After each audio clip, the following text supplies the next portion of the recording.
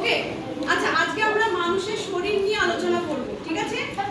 মানুষের whole human skeleton. সবার আগে হিউম্যান স্কেলেটনে কতগুলো হাড় আছে? 206টি। কারেক্ট। আচ্ছা একটা শিশুর কতগুলো হাড়? 315। হ্যাঁ, 302 315, মোটামুটি 206 তো থাকে না। কেন? 300টা হাড়গুলো ভাঙা থাকে আর যখন ওরা বড় হয় আস্তে আস্তে হাড়গুলো ঝরে যায়। কারেক্ট, বসো। মানে অনেকগুলো হাড় ছোট ছোট থাকে, ওই জন্য সেগুলো সহজে লেগে যায়, লেগে গেলে হ্যাঁ, কেন ওদের বডিটা একটু ফ্লেক্সিবল, তাই না? নমনীয়।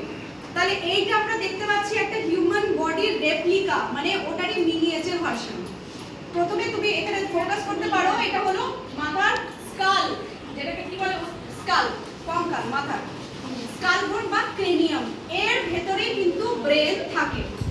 ব্রেনটা কিভাবে থাকে জানো? জলের মধ্যে ভাসছে। ওই জলের নাম হলো সেরিব্রোস্পাইনাল ফ্লুইড, সিএসএফ বলে। যাতে শক লাগে না। শকে কি দেবে? স্প্রিং সবসময় ভাসানো হয়, যাতে ধাক্কা না লাগে, ব্রেনটা ভাসছে। ব্রেনের পরে দেখো পিঠের এই দিক থেকে আমাদের ঘাড় থেকে শুরু করে কোমর অবধি, এখানে শিরদাঁড়া অবধি 31 জোড়া হাড় এবং নার্ভ চলে যায়। 31, ঘাড়ে থাকে 7টা, পুরো পিঠে থাকে 12টা, 5 5 আর লাস্টে 1। ককিক্স বোন বা কসিক্স, এই যে শেষ হাড়টা দেখছো, এটাই মাঙ্কিজের অনুমানে সেটা ল্যাজ রূপে চলে আসে। ওদের যে ল্যাজ থাকে সেটাই শেষ হাড়টাই বেড়ে যায়, যেটা আমাদের আর এখানেই সীমিত হয়ে যায়, মানুষের যারা সন্তান, ঠিক আছে? ওদেরও কিন্তু এই শেষ হাড়টা শুধু লাস্ট হাড়, এই কথা নয়।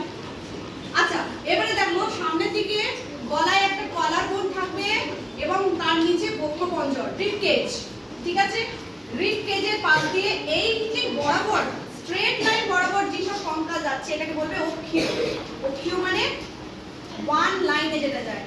পার্শ্বস্থ মানে যেটা অ্যাপেন্ডিকুলার স্কেলেটন, মানে দুপাশে দুটো ছড়ানো, দুটো হাত দুটো পা, সেটা হলো অ্যাপেন্ডিকুলার বা পার্শ্বস্থ কঙ্কাল, ঠিক আছে?